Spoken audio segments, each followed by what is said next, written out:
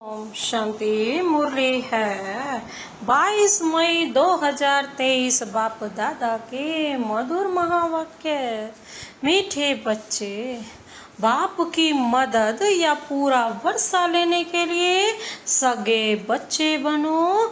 सगे अर्थात पूरा संन्यास कर पवित्रता की प्रतिज्ञा करने वाले। बाप की मदद या पूरा वर्षा लेने के लिए सगे बच्चे बनो। सगे अर्थात पूरा संन्यास कर पवित्रता की प्रतिज्ञा करने वाले। आज का प्रश्न है, बाप फुल रहम दिल है। कैसे? कौन सा रहम बच्चों पर सदा ही करते हैं? बाप फुल रहम दिल है। कैसे? कौन सा रहम बच्चों पर सदा ही करते हैं? बाबा ने उत्तर दिया, कोई बच्चा उतना ही विघ्न डालता, माया के वश हो उल्टा कर्म कर लेता, लेकिन फिर भी अगर कोई भूल महसूस करता है तो बाप उसे शरण ले कहते हैं। अच्छा, फिर से ट्रायल करो। अब गुणों को निकाल गुणवान बनो। बाप फुल रहम दिल है, क्योंकि जानते हैं बच्चे और कहाँ जाएंगे। सदा सुखी रहें, यही बाप की आश रहती है। बाबा आज का गीत है, तुम्हारे बुलाने को जी चाहता है। ओम शांति। मीठे मीठे बच्चे, तुम्हें गोप गोपियां भी कहा जाता है। सतयुग में गोप गोपियां नहीं कहते, वहाँ तो राजधानी चलती है। गोप गोपियां संगम युग पर हैं, जबकि गोपी वल्लभ भी आते हैं। वल्लभ बाप को कहा जाता है। बच्चे याद करते हैं कि बाबा फिर से आओ। बच्चे याद करते हैं ना कि बाबा फिर से आओ। और बाबा क्या कहते हैं? सभी सेंटर्स के बच्चे होंगे, सबको पता है, सबको पता चल जाता है ना। सबको पता है कि बाबा इस समय मुरली बजाता होगा, सबको पता है। तो बाबा क्या कहते हैं? वह मुरली टेप में भरती होगी, लिखते भी होंगे, लिथो होगी, फिर हमारे पास आएंगी, हम धारणा करेंगे, फिर हम धारणा करेंगे। यह सब समझते होंगे कि मधुबन में तो गोप गोपियां गोपी वल्लभ से सम्मुख सुनते होंगे। वो ही मुरली फिर हम 4-5 दिन के बाद सुनेंगे। ऐसे ख्यालात चलते होंगे ना। कहते हैं बाबा आप आओ तो हम सदैव मुस्कुराने लग जाएं, जैसे देवताएं सदैव हर्षित रहते हैं ना। या वहाँ यथा राजा रानी तथा प्रजा सब हर्षित रहते हैं। दुख का नाम निशान नहीं है। बाबा कहते हैं दुख का नाम निशान नहीं। बाबा कहते हैं जैसे वहाँ यथा राजा रानी तथा प्रजा सब हर्षित रहते हैं, दुख का नाम निशान नहीं रहता। यहाँ तो है ही प्रजा का राज्य। तो बच्चे जानते हैं बाबा आकर हमको पढ़ाते हैं। यहाँ गरीब ही अच्छी रीति पढ़ते हैं, जैसे वे गरीब भी कोई एमएलए कोई एमपी बन जाते हैं ना। यहाँ गरीब ही पढ़ सकते हैं, वारिस भी गरीब ही बनते हैं। साहूकारों को लफड़ा बहुत रहता है। बाबा कहते हैं साहूकारों का तो लफड़ा बहुत रहता है। एक तो धन का नशा, दूसरा फिर फुर्सत नहीं मिलती, बलि भी नहीं चढ़ सकते। बाबा कहते बलि भी नहीं चढ़ सकते। यहाँ बलि चढ़ना पड़ता है, तन मन धन सहित। साहूकारों को हृदय विदीर्ण होता है, फुरना बहुत रहता है, इसलिए गरीब झट बलि चढ़ते हैं। इसमें भी पहले नंबर में कन्याएं जाती हैं। मम्मा भी कन्या है ना, बाप की बनी और कहेंगे बस मेरा तो शिव बाबा दूसरा ना कोई। इसको बलि चढ़ना कहा जाता है। गृहस्थ व्यवहार में रहते हुए जैसे कि वहाँ नहीं है। बुद्धि में शांति धाम सुख धाम ही बसता है। अब हम जाते हैं स्वीट होम। फिर स्वीट राजाई में गृहस्थ व्यवहार में रहते रचना की भी पालना करनी है, परंतु श्रीमत से। श्रीमत तब मिले जब बलि चढ़े। सर्वशक्तिमान के साथ योग लगाने से ही शक्ति मिलती है। बाप का नहीं बने हैं, नहीं बनते तो शक्ति नहीं मिलेगी। सगे और लगे होते हैं ना, सगे मतलब बाबा के सच्चे सच्चे सपूत बच्चे, और लगे मतलब जो क्या होते हैं, मौतेले बच्चे, सौतेले बच्चे। वो मौतेले हैं और वो सौतेले हैं। कोई तो घर बार छोड़ जाकर कफनी पहनते सन्यासी बन जाते, वह ठहरे सगे। कोई फिर फॉलोअर्स होते हैं, वह रहते हैं गृहस्थ व्यवहार में, उनको कहते हैं सौतेले। सगे नहीं कहेंगे, उन्हें फिर वर्षा मिल न सके, सगे नहीं कहेंगे, क्योंकि अब पवित्र रहते हैं ना। यहाँ भी कोई तो सगे हैं जो पवित्रता की राखी बांधते हैं, बाकी जो पवित्र नहीं रहते हैं उनको सगे कह ना सके। यह है राजयोग द्वारा संन्यास और वह है हठ योग द्वारा संन्यास। बाबा ने समझाया है कैसे अपने को सन्यासियों के फॉलोअर्स कहलाते हैं, परंतु रहते हैं गृहस्थ व्यवहार में। बाबा कहते तो उनको वास्तव में फॉलोअर्स व सन्यासी कह ना सके। सन्यासी सन्यास करने का पुरुषार्थ करने चाहते हैं, परंतु बंधन है। जिन्होंने कल्प पहले सन्यास किया है वही छोड़ते हैं, वह हो जाते हैं सगे और वह है लगे।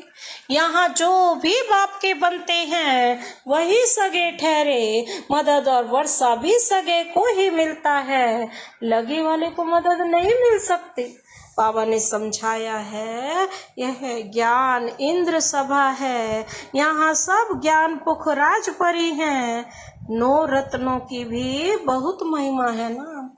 9 रत्न की अंगूठी भी पहनते हैं। ब्राह्मण लोग कहते हैं यह पहनो तो तुम्हारी दशा बदलेगी।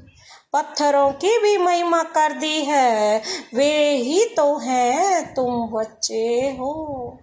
जितने जो सर्विसेबल बच्चे हैं वह विजय माला में आते हैं। ऊंचे ते ऊंचे है हीरा बनाने वाला बाबा, उनको बीच में रखते हैं। मनुष्य तो इन बातों को जानते ही नहीं हैं। 9 रत्न कौन है, पत्थर से भेंट क्यों करते हैं, जैसे नदियों से भी भेंट करते हैं। तुम हो ज्ञान नदियाँ, वह है पानी की नदियाँ। तुम हो ज्ञान नदियाँ और वह है पानी की। तो कहते हैं बाबा आओ तो हम सदैव हर्षित रहेंगे, आपकी मुरली सुनकर औरों को सुनाएंगे। फिर हाँ प्रिंस प्रिंसेस बन रतन जड़ित मुरली भी बजाते हैं। मुरली बजाने का शौक रहता है। श्री कृष्ण को भी मुरली थी जरूर, जबकि वह प्रिंस था, रास करता था। बाकी ज्ञान मुरली सुनाना या बजाना तो ज्ञान सागर का ही काम है। वह ज्ञान मुरली बाप आकर चलाते हैं। ज्ञान की बात यहाँ ही होती है, वहाँ ज्ञान की बात ही नहीं होती है। अब मुरली बजाने वाली तुम बच्चियाँ, सतयुग में त्रिकालदर्शी पने का ज्ञान नहीं होता, वहाँ यह मुरली टाए लोप हो जाती है। परंपरा नहीं चल सकती, बाबा कहते हैं परंपरा से नहीं चल सकती, पीछे तो होती है प्रारब्ध। बाबा कहते ज्ञान तो एक ही बारी मिलता है ना, अभी तुम 21 जन्मों के लिए प्रारब्ध पा रहे हो। बाबा कहते हैं ज्ञान एक ही बारी मिलता है, प्रारब्ध मिलेगी फिर तो बाबा भी परम धाम से आकर बैठ जाते हैं। तुमको ज्ञान योग बल से विश्व का मालिक बनाकर हम वाणी से परे हो बैठ जाते हैं। फिर वहाँ मेरे को कोई नहीं जानते हैं, मुझ रचयिता और मेरी रचना को कोई जान नहीं सकते। ना बाप को जानते, ना सृष्टि के आदि मध्यांत को जानते हैं। वहाँ यह ज्ञान ही नहीं रहता। सतयुग में तो ये ज्ञान होगा ही नहीं। राधे कृष्ण को वहाँ यह पता हो कि फिर 14 कला बनना है तो राज्य और ताज की खुशी ही गुम हो जाए। पता चल जाए कि मेरी 2 कलाएं फिर बाद में कम हो जाएंगी, तो बाबा कहते हैं फिर तो उनकी खुशी ही कम हो जाए। बाबा कहते उनकी खुशी ही कम हो जाए। बाबा कहते यह ज्ञान वहाँ रहता ही नहीं। बाप हर बात क्लियर समझाते हैं। तुम भी सन्यासी हो, वे भी सन्यासी हैं। वो है हठ योग का सन्यास। सन्यासी हद का घर बार छोड़ जाते हैं। वहाँ है शंकराचार्य और यह है शिवाचार्य। शिव बाबा ज्ञान का सागर है। बाबा कहते हैं सागर है ना, उनको आचार्य कहा जाता है। श्री कृष्ण आचार्य नहीं, भगवान शिव आचार्य बैठ तुम बच्चों को समझाते हैं, राजयोग सिखलाते हैं। वह हठ योगी है, वह राजयोग सिखला न सके। यह बेहद का बाप ही सतयुग का राज्य प्राप्त कराने राजयोग सिखलाते हैं। तुम अब बाप के पास आए हो, वे जन्म 22 जन्म सन्यास लेते हैं। तुम 21 जन्म फिर सन्यास नहीं लेते हो। तुम जानते हो यह पुरानी दुनिया है, हम इसको ठोकर मारते हैं। शिव बाबा ने 2 प्रकार की यात्रा समझाई है, एक है रूहानी यात्रा, दूसरी जिस्मानी। सुप्रीम बाप कहते हैं मैं तुमको यात्रा पर ले जाता हूँ, फिर तुम मृत्यु लोक में नहीं आएंगे। बाप है सुप्रीम पंडा, उनके बच्चे भी तो पंडे ठहरे ना। जो बाप का काम वो बच्चों का। तुम हो रूहानी पंडे, तो रूहानी यात्रा कराने वाले यह धारण करने की बातें हैं। बच्चे अच्छी रीति धारणा कर समझाते हैं। कोई फिर ऐसे भी हैं जिसको योग पूरा नहीं रहता है। फल ज्ञान की धारणा अच्छी रहती है, योग नहीं ठहरता है। ज्ञान में माया इंटरफेयर नहीं करती है, योग में माया इंटरफेयर करती है। जैसे रेडियो में स्पीच करते हैं तो लड़ाई जब लगती है तो 1-2 का आवाज सुनने नहीं देते हैं, खिटखिट करते हैं। तो योग में माया भी इंटरफेयर करती है। भारत में योग का नाम मशहूर है। प्राचीन योग किसने सिखाया? उन्होंने श्री कृष्ण भगवान वाच कह दिया है। श्री कृष्ण तो है सतयुग में, फिर उनका नाम रूप देश काल बदलते बदलते यह है अंतिम जन्म। फिर उसमें बाप प्रवेश कर उनको यह बना रहे हैं। तुम जानते हो ब्राह्मण सो देवता बने, फिर क्षत्रिय सो वैश्य सो शूद्र बने। बाप बैठ समझाते हैं मैं जो भी हूँ तुमको नॉलेज देता हूँ, वह प्राय लोप हो जाती है, इस द्वारा सुनाता हूँ। तो पहला नंबर नदी ब्रह्मा, मेला लगता है ना ब्रह्मपुत्र और सागर पर। यह ब्रह्मपुत्र है बड़ी नदी, जो धारणा करके कराते हैं बरोबर भगवान रूप बदल कर आया है। जो निराकार रूप है वह बदल कर साकार में आते हैं। ब्राह्मणों का सबसे ऊंच कुल है। बाप ब्रह्मा मुख कमल द्वारा ब्राह्मणों को ज्ञान दे देवी देवता धर्म और क्षत्रिय धर्म की स्थापना करते हैं। सतयुग त्रेता में और कोई धर्म होता नहीं, अब स्थापना हो रही है। राधे कृष्ण जो है वह लक्ष्मी नारायण बनते हैं। जिन्होंने भी पढ़ाई की है वह सतयुग में तो जरूर आएंगे, क्योंकि अविनाशी ज्ञान का विनाश नहीं होता है। प्रजा तो बहुत बनती है ना, कोई चले जाते हैं फिर चक्र लगा कर आ जाते हैं। जाएंगे कहाँ? क्षमा तो एक ही है ना, बाकी तो सब परवाने हैं। तो क्षमा पर आते रहेंगे, भागंती हो जाने वाले भी आएंगे। जो भाग कर चले गए हैं वो भी वापस इसी क्षमा पर ही फिदा होने आएंगे। सतगुरु की निंदा कराई है फिर भी बाबा के पास आते हैं तो समझाया जाता है कि फिर से तुम यह ज्ञान उठा सकते हो।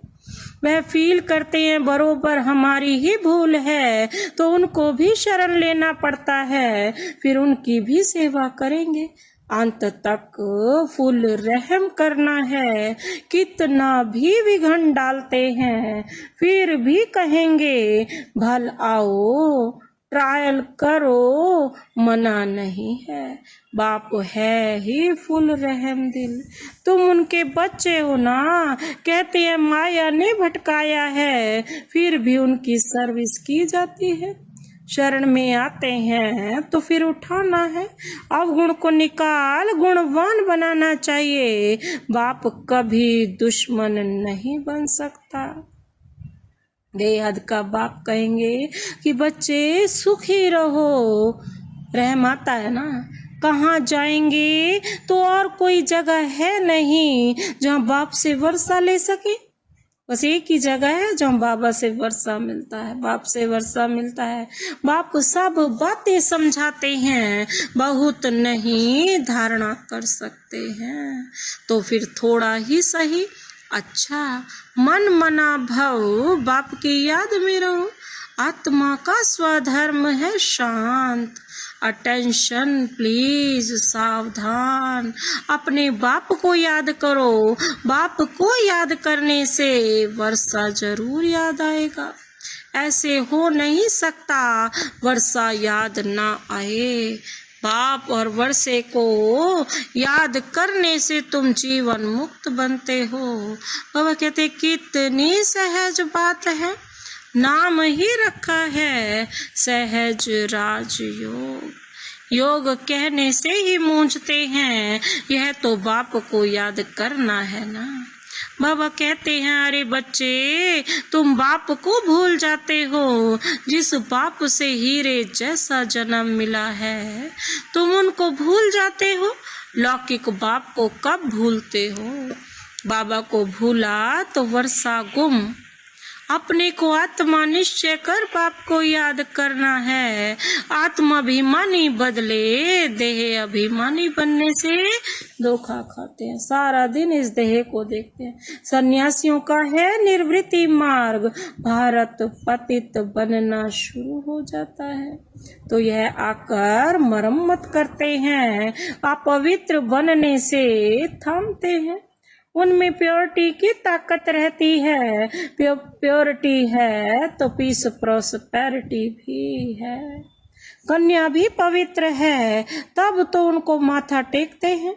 देवताएं पवित्र हैं तो सब उनको माथा टेकते हैं। सतयुग में माथा टेकने की तो बात ही नहीं, वो तो सारी सृष्टि ही पवित्र होगी, क्योंकि सब पवित्र रहते हैं। अपने दर्पण में देखना चाहिए कि हमारे में कोई भूत तो नहीं है ना। लायक बने हैं लक्ष्मी नारायण को वरने के। अपने आप को चेक करना है, अपने को लायक बनाना है। तुम बच्चे जानते हो ऊंचते ऊंच है शिव बाबा। ब्रह्मा विष्णु शंकर और लक्ष्मी नारायण आदि सबसे शिव बाबा आदि सबसे शिव बाबा ऊंचे। एक शिव बाबा ही हीरे जैसा है, बाकी इस समय सब तमो प्रधान कोड़ी जैसे हैं। महिमा सारी एक ही बाप की है, सारी सृष्टि को स्वर्ग बनाना यह बाप का ही काम है। अच्छा, मीठे मीठे सिकिल दे बच्चों प्रति माता पिता बाप दादा का याद प्यार और गुड मॉर्निंग। रूहानी बाप की रूहानी बच्चों को नमस्ते। हम रूहानी बच्चों की रूहानी बाप दादा को नमस्ते नमस्ते, गुड मॉर्निंग। शुक्रिया बाबा, शुक्रिया। धारणा के लिए मुख्य सार है, पहला पॉइंट है बाप पर पूरा बलि चढ़, बाप का सगा बच्चा बन, बाप से पूरा वर्षा लेना है, पूरा पवित्र बनना है। आज का दूसरा पॉइंट है अपने को दर्पण में देख, भूतों को निकाल गुणवान बनना है। बाप की मुरली सुन, धारण कर, औरों को भी करानी है।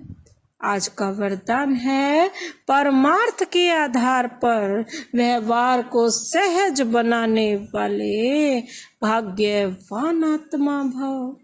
पुरुष परमार्थ के आधार पर व्यवहार को सहज बनाने वाले भाग्यवान आत्मा भव।